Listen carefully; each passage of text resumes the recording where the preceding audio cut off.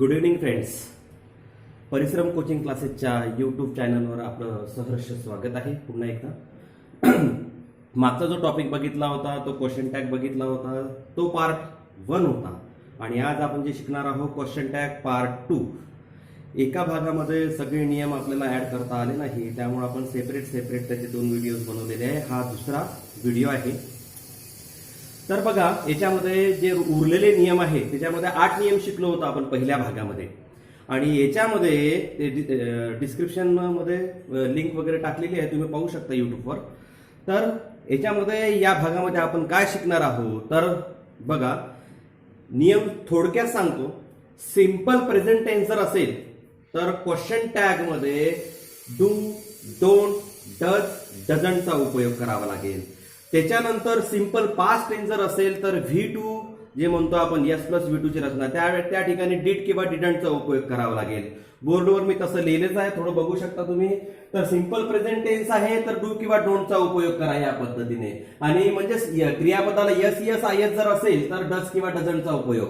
Positive निगेटिव्हचा नियम याच्यामध्ये लागू राहील, लक्षात ठेवा. पॉझिटिव्ह निगेटिव्हचा दोन्ही नियम लागू राहील. म्हणजे दिलेलं वाक्य पॉझिटिव्ह असेल तर क्वेश्चन टॅग निगेटिव्ह, दिलेलं वाक्य निगेटिव्ह असेल तर क्वेश्चन टॅग पॉझिटिव्ह, या पद्धतीने तो नियम लागू होईलच निश्चितपणे. तर मग सिंपल पास्ट टेन्स जेव्हा असेल डिड किंवा डिडंट घ्या. एव्हरीबडी, एव्हरीवन, समवन, नोबडी हे जे शब्द आहेत ते निश्चितपणे काय इनडेफिनाइट प्रोनाउन आहे. आणि म्हणून त्यावेळेस तुम्हाला काय करावं लागेल, दे क्वेश्चन टॅग मध्ये शेवटी घ्यावं लागेल. आणि सेमी निगेटिव्ह वर्ड जे आहे, आपण कसं जनरली नॉट, नेव्हर, नथिंग असे जे शब्द आहेत त्याला आपण निगेटिव्ह वर्ड म्हणतो. पण असे काही शब्द आहे जे शब्द सेमी निगेटिव्ह आहे, त्याचा क्वेश्चन टॅग आपल्याला काय करावं लागेल, निश्चितपणे पॉझिटिव्ह करावं लागेल. तर मग याच्यामध्ये few, rarely, seldom, hardly, little, scarcely हे सेमी निगेटिव्ह शब्द आहे. याचा क्वेश्चन टॅग आपल्याला पॉझिटिव्ह करावा लागेल. म्हणजे निगेटिव्हचं पॉझिटिव्ह या पद्धतीने. धिस किंवा दॅट हे जर डेमॉन्स्ट्रेटिव्ह प्रोनाउन जर आले असेल तर इटने क्वेश्चन टॅग बंद करावा. आणि आयएनजी वर्ड जर दिलेले असेल सुरुवातीला, मग ते वर्बला आयएनजी असो की कोणत्या जनरल शब्दाला आयएनजी असो, तर त्याचा क्वेश्चन टॅग इटने बंद करावा. दीज किंवा दोज हे डेमॉन्स्ट्रेटिव्ह प्रोनाउन आहे पण अनेक वचनला बिलॉंग करतात, त्यामुळे दे तुम्हाला घ्यावं लागेल. आणि infinitive verb to go, to play, to laugh, to dance असं जर असेल तर इटनेच बंद करावं लागेल क्वेश्चन टॅग. आणि काही हेल्पिंग वर्ब जे आहे, शॉल, विल, यूज टू, याचं नाही का, शॉल, विल याचं थोडंसं वेगळं. जनरली कॅनचं कांट करतो, शूडचं शुडंट करतो, शुडंटचं शूड करतो या पद्धतीने. पण विलचं आणि शॉलचं कसं करायचं, काय करायचं ते बरोबर लक्षात घ्या. ते थोडंसं लक्षात ठेवावं लागतं आणि कठीण काहीच नाहीये. तर बघा, आता सांगितलेल्या नियमावर आधारित सुंदर एक्झाम्पल जे तुमच्या सहजपणे लक्षात येईल. तर बघा, आधी सिंपल प्रेझेंट टेन्सचं एक वाक्य घेतो. आता वळूया आपण एक्झाम्पल्स कडे. सिंपल प्रेझेंट टेन्सचं एक वाक्य घेतो. शी गोज टू स्कूल. अतिशय सोपं वाक्य, शी गोज टू स्कूल. लक्षात, हे सिंपल प्रेझेंट टेन्सचं वाक्य. इथं यस यस आयएस तुम्हाला जेव्हा लागलेलं दिसेल, डोळे लावून डज किंवा डझंट तुम्हाला क्वेश्चन टॅग मध्ये घ्यावं लागेल. मग सेंटेन्स बघायचं पॉझिटिव्ह आहे की निगेटिव्ह आहे. निश्चितपणे सेंटेन्स पॉझिटिव्ह आहे. मग आपला नियम काय आहे, पहिल्या पार्ट मध्ये शिकलेला, शी गोज टू स्कूल. नियम काय आहे, वाक्य जशात तसं लिहायचं, कॉमा द्यायचा, मग क्वेश्चन टॅग बनवायचा. मग इथे हे पॉझिटिव्ह आहे, मग इथे पॉझिटिव्ह आहे तर डझंट घ्या या पद्धतीने, डझंट. आणि हा शी शेवटी आपल्याला सर्वनाम लिहावं लागतो. पहिला पार्ट 1 मध्ये आपण शिकलो डझंट, शी या पद्धतीने. सांगायचं तात्पर्य, क्रियापदाला यस यस आयएस जर प्रत्यय असेल तर तुम्हाला डज किंवा डझंट घ्यावं लागेल, पॉझिटिव्ह निगेटिव्ह बघून. तर बघा, त्याच्यानंतर I teach you English grammar. I teach you English grammar. मग हे वाक्य बघा, यस यस आयएस नाही आहे, मात्र क्रियापदाचं कर्त्यानंतर पहिलं रूप आहे. मग ते वाक्य सिंपल प्रेझेंट टेन्सला बिलॉंग करते. S plus V1 plus O किंवा S plus V1 in bracket S S is. आणि मग काय, यस प्लस V1 प्लस आणि शेवटी मग ऑब्जेक्ट किंवा कम्प्लिमेंट म्हणतो आपण. मग I teach you English grammar. आधीचं वाक्य जशान तसं लिहून घ्या, नियम आहे लिहिलं. त्याच्यानंतर कॉमा द्या आणि इथे काय घ्यावं लागेल, डोंट घ्यावं लागेल. पॉझिटिव्ह आहे तर निगेटिव्ह, आणि हा आय जो आहे तो शेवटी घ्यावा लागेल. लक्षात घ्या, डोंट आय या पद्धतीने. आणि मग काही शब्द असे असतात, वन, देअर, हे शब्द सुद्धा आपल्याला शेवटी घेता येतात. आता कसे सांगतो मी तुम्हाला, तर one can send it early. ठीक आहे. पुन्हा एकदा अदर हेल्पिंग वर्बचा नियम सांगतोय. अदर हेल्पिंग वर्ब आहे कॅन. कॅनचं आपल्याला कांट होतं आणि हा जो वन आहे म्हणजे काय, I, we, you, they, he, she, it हे आपण घेऊ शकतो, पण त्यासोबतच नाही का वन किंवा देअर आपल्याला शेवटी घेता येतं, म्हणून ते सांगतोय मी तुम्हाला. तर one can send it early, तर मग याच्यामध्ये पूर्ण वाक्य जशांत तसं लिहा. One can send it early, comma. Can positive आहे तर निगेटिव्ह करा कांट, आणि हा वन जो आहे तो शेवटी घ्या. कांट वन शेवटी क्वेश्चन मार्क या पद्धतीने. देअरचं वाक्य असेल तरी सुद्धा तसंच घ्यावं लागेल. There is always room at the top. ज्याच्यात धम्मक असते त्यालाच वाव असतो. मग हे पूर्ण वाक्य जशाल तसं लिहून घ्यायचं पुन्हा, आणि पूर्ण वाक्य लिहिल्यानंतर आपला नियम आहे कॉमा द्यायचा, कॉमा नंतर क्वेश्चन टॅग करायचं, आणि क्वेश्चन टॅग करून शेवटी क्वेश्चन मार्क आपला आला पाहिजे. झालं. मग आता इज आहे, इजचा आपण काय करतो, इजंट करतो, आणि देअर मात्र शेवटी ठेवता येते. त्या सर्वनामासोबत पुन्हा सांगतोय I, we, you, they, he, she, it यासोबत आपल्याला देअर किंवा वन निश्चितपणे घेता येतं, लक्षात घ्या. ठीक आहे. आता पुन्हा एकदा वाक्य जर सिंपल प्रेझेंट टेन्स जर असेल, सिंपल प्रेझेंट टेन्स असेल झालं ते, सिंपल पास्ट टेन्स असेल तर डीड किंवा डिडंट घ्यावं लागेल. मग दे fought with them bravely. बघा सिंपल पास्ट टेन्सचं वाक्य आहे. पूर्ण वाक्य तुम्हाला जशांत तसं लिहावं लागेल. दे fought with them bravely, नंतर कॉमा द्या, मग क्वेश्चन टॅग तयार करा. Yes plus V2 plus O म्हणजे सब्जेक्ट नंतर तुम्हाला क्रियापदाचं दुसरं रूप आलं पाहिजे, म्हणजे तो सिंपल पास्ट टेन्स झाला. लक्षात घ्या, अतिशय सोपं आहे. मग काय करायचं, पॉझिटिव्ह निगेटिव्ह बघून घ्यायचं. हे पॉझिटिव्ह आहे, मग इथे काय करावं लागेल, डीड किंवा डिडंट घ्यावं लागेल. पॉझिटिव्ह असल्यामुळे डिडंट घ्या, आणि हे ते शेवटी या पद्धतीने. लक्षात. पुन्हा एकदा सिंपल पास्ट टेन्सचं वाक्य घेतो आहे मी. We closed the door. सोपं वाक्य. पुन्हा yes plus V2 plus O, याचं सुद्धा आता हे पॉझिटिव्ह आहे तर निगेटिव्ह करायचं. मग वी क्लोज द डोअर, मग याच्यात कॉमा घ्या. पुन्हा यस प्लस V2 प्लस आहे, positive. Yes plus V2 plus आहे म्हणजे डीड किंवा डिडंट. पॉझिटिव्ह आहे, आपल्याला डिडंट घ्यावं लागेल निगेटिव्ह, आणि हा वी जो आहे तो शेवटी घ्यावा लागेल या पद्धतीने. हे झाले नियम. Simple present tense, simple past tense, आणि वन आणि देअर सुरुवातीला असेल तर काय करायचं या पद्धतीने. लक्षात. आता पुढच्या नियमात जे बोर्डवर लिहिलेला सेमी निगेटिव्ह वर्ड असेल तर त्याचा क्वेश्चन टॅग पॉझिटिव्ह करायचा. तर बघा हे मी आता मोडून टाकतो आणि तुम्हाला दुसरे नियम जे आहे ते सांगतो. अतिशय सोपे असणारे, अतिशय चांगले असणारे.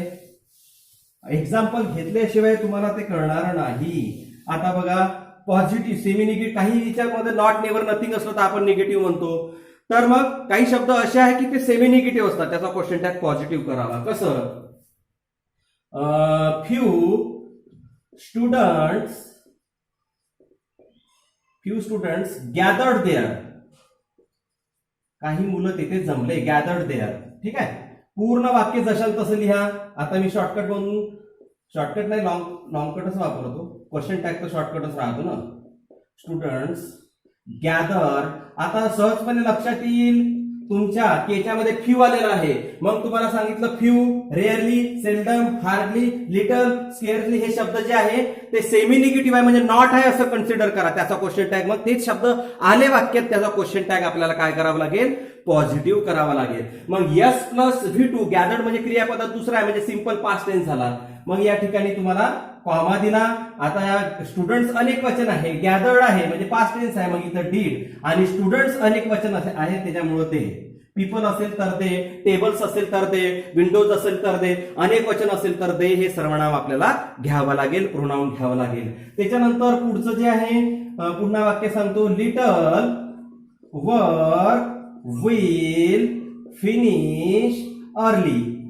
हे सोपं वाक्य घेतलं. पुन्हा आता लिटल म्हणजे हा पुन्हा काय झाला, सेमी निगेटिव्ह वर्ड. याचा क्वेश्चन टॅग सुद्धा काय करावा लागेल, पॉझिटिव्ह करावा लागेल. मग little work will finish early, comma. आता मग याच्यामध्ये विलचं आपण वोट करतो, पण इथं विलचं विलच ठेवावं, कारण लिटल हा निगेटिव्ह आहे. वर्कसाठी आपण वापरतो इट, विल, इट या पद्धतीने. त्याच्यानंतर बघा पुन्हा वेगळ्या पद्धतीचे वाक्य, त्याच्यातलंच एखादं घेऊन टाकू. आता सेल्डम घेऊन टाकतो. we seldom would cross that line. हे वाक्य घेतलं बघा. पुन्हा हे वाक्य जशात तसं लिहू. We seldom would cross that line. पूर्ण वाक्य जशात तसं नियमानुसार कॉमा. वुडचं वुडंट होते पण हा सेल्डम म्हणजेच नॉट आहे, मग वुडचं वुडच ठेवावं लागेल. कारण निगेटिव्ह आहे तर क्वेश्चन टॅग त्याचा पॉझिटिव्ह करावा लागेल. मग वुड आणि वी साठी तर आपण वीच वापरतो या पद्धतीने. असं ते आहे. म्हणजे सेमी निगेटिव्ह वर्ड जर दिलेले असेल त्याचा क्वेश्चन टॅग तुम्हाला पॉझिटिव्ह करावा लागेल, लक्षात घ्या. त्याच्यानंतर हे झालं सेमी निगेटिव्ह बद्दल. मग धिस दॅटचे वाक्य असेल तर तुम्हाला त्याचा क्वेश्चन सिंग्युलर नंबर आहे ते डेमॉन्स्ट्रेटिव्ह प्रोनाउन. मग this is not my home झालं. मग आता मी याच्यामध्ये सरळ सरळ लाईन करतो म्हणजे ऍज इट. तुम्ही असं करू नका, म्हणजे कमी वेळात मला जास्त सांगायचं आहे त्यामुळे तुम्हाला मी शॉर्टकट मध्ये अशी रेष केली म्हणजे काय झालं, पूर्ण वाक्य झालं असं कन्सिडर करा, लक्षात घ्या. तर मग धिस इज, आता इथे इज नॉट आहे. इज नॉटचं इज घ्यावं लागेल इज, आणि धिसचं पुन्हा इट. म्हणजे धिस किंवा दॅट साठी इट घ्यावं लागेल, लक्षात घ्या. धिस किंवा दॅट साठी इट घ्यावं लागेल. मग इज इट शेवटी क्वेश्चन मार्क. निगेटिव्ह आहे तर पॉझिटिव्ह. त्याच्यानंतर दॅट वॉज माय फॉल्ट. छोटे छोटे वाक्य घेतो आहे. मग काय करायचं, पूर्ण वाक्य जशात तसं लिहायचं. हे मी शॉर्टकट म्हणून सांगतोय, तुम्हाला पूर्ण वाक्य लिहावं लागेल. ठीक आहे. दॅट वॉज माय फॉल्ट झालं. वॉज आहे, वॉजचं वॉजंट येईल आणि दॅट साठी इट वापरतो, या पद्धतीने झालं. त्याच्यानंतर अनेक वचन जर डेमॉन्स्ट्रेटिव्ह प्रोनाउन असेल दीज किंवा दोज तर त्याच्यासाठी दे घ्यावं लागेल. मग त्याच्यामध्ये पुढे दीज आर माय फ्रेंड्स. ठीक आहे. पूर्ण वाक्य जशात तसं लिहिलं आपण लिहावंच लागेल. आपण शॉर्टकट मध्ये मी लिहितो. ठीक आहे. These are my friends. आरचं काय होईल, आरंट होईल, आणि दीज साठी दे वापरावं लागेल नियमानुसार. दीज अनेक वचन राहिलं, सजीव असू द्या निर्जीव असू द्या, अनेक वचन राहिलं दे घ्यायचाच, लक्षात घ्या. त्याच्यानंतर पुन्हा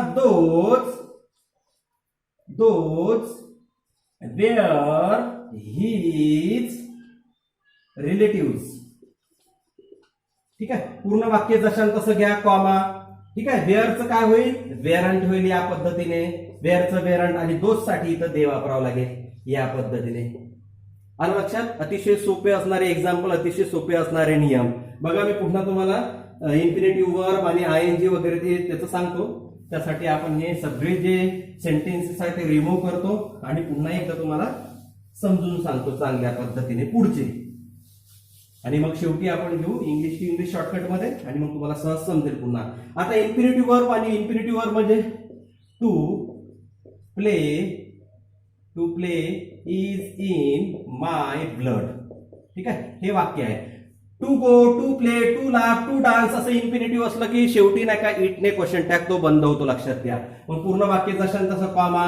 इजचं काय करतो, इजचं इजंट, आणि या टू प्ले साठी काय करावं लागेल, इट घ्यावं लागेल. मग इथं आयएनजी जरी असलं तरी सुद्धा तुम्हाला इटच घ्यावं लागेल शेवटी. मग singing was in my mind there. ठीक आहे. पूर्ण वाक्य जशात तसं घ्या पुन्हा, झालं. वॉजचं काय घेता, वॉजंट घेता, वॉजंट, आणि सिंगिंग साठी इट वापरा. म्हणजे इथं playing, laughing, dancing, watching, reading काही असू द्या शेवटी इट आला पाहिजे. इथे to play, to go, to laugh, to dance काही असू द्या इट शेवटी आला पाहिजे, लक्षात घ्या. कारण इन्फिनिटिव्ह वर्ब आहे ते. त्याच्यानंतर मग काय, सब हेल्पिंग वर्ब बद्दल झालं. आता थोडंसं वेगळं शॉल आणि होईल, आणि यूजचं थोडंसं समजून सांगतो. ते हेल्पिंग वर्ब तुम्हाला लक्षात येईल. They will take a chance. इथं विल आहे. विलचं काय क्वेश्चन टॅग मध्ये शॉर्टकट काय करावं लागेल, निगेटिव्ह विल नॉटचं आपल्याला वोंट घ्यावं लागेल. मग विल आहे पॉझिटिव्ह आहे तर निगेटिव्ह घ्या वोंट, आणि शेवटी दे वोंट दे शेवटी क्वेश्चन मार्क. पुन्हा बघा, विल आणि शॉल जर असेल, वी शॉल ओव्हरकम अर्ली. ठीक आहे. पूर्ण वाक्य जशांत तसं लिहा, कॉमा. तुम्ही असं करायचं नाही, मी वारंवार सांगतोय असं करायचं नाही. मी शॉर्टकट तुम्हाला सांगतो आहे, एक्झाम्पल त्याच्यामुळे मला जास्त घेता येतात म्हणून. We shall overcome early. मग शॉलचं तुम्हाला इथे पॉझिटिव्ह आहे तर निगेटिव्ह, तर असं शॉल नॉट असं करायचं नाही, तर याचं निगेटिव्ह जे आहे ते शांट होईल, लक्षात घ्या. म्हणजे थोडक्यात विल आहे, विलचं वोंट, आणि शॉल आहे, शॉलचं शांट, या पद्धतीने लक्षात झालं. त्याच्यानंतर मग पुन्हा सांगतोय मी तुम्हाला यूज टू च. दे यूज टू कॉल मी, या पद्धतीने पूर्ण वाक्य जशांत झालं. युज्ड टू आलं तर मग याच्यात दोन पद्धतीने करता येते. पॉझिटिव्ह आहे तर युज्डंट घ्या, लक्षात. म्हणजे युज्ड टू तुम्हाला असं दिसलं तर युज्डंट करायचं, लक्षात घ्या. किंवा मग काय करायचं, डिडंट करायचं. पॉझिटिव्ह असेल तर निगेटिव्ह, हे दोन पद्धती आहे. मग इथं काय, युज्डंट आणि शेवटी तुम्हाला दे घ्यावं लागेल, या पद्धतीने लक्षात. युज्ड टू चं दोन पद्धतीने तुम्हाला घेता येईल निश्चितपणे, लक्षात घ्या, लक्षात. मग हे झालं. पुढे दे यूज टू कॉल मी, युज्डंट दे झालं. आता त्याच्यानंतर काय, समवन, समबडी, हे तुम्हाला निश्चितपणे घ्यावं लागेल, लक्षात. समबडी, समवन, तर कशा पद्धतीने बघा.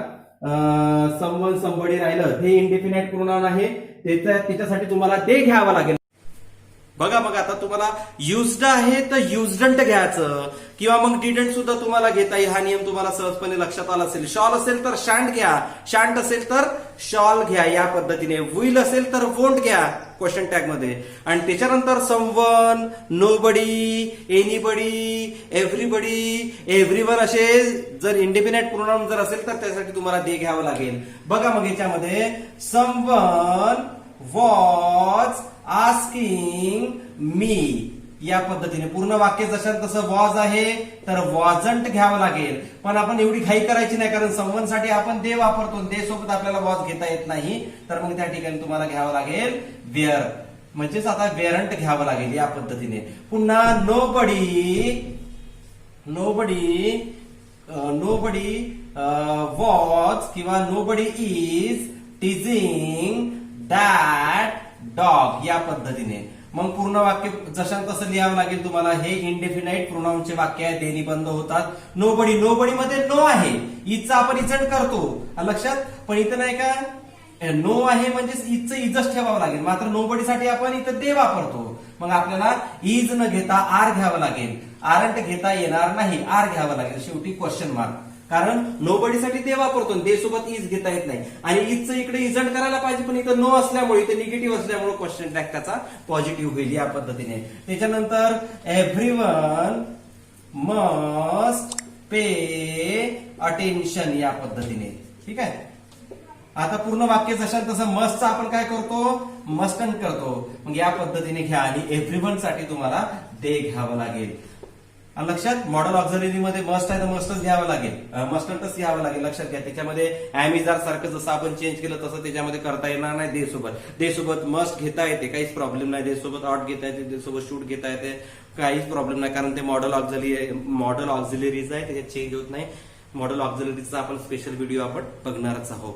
या व्हिडिओला अतिशय चांगल्या पद्धतीने बघितल्याबद्दल मला अपेक्षा आहे की तुम्हाला ते समजलंच असेल.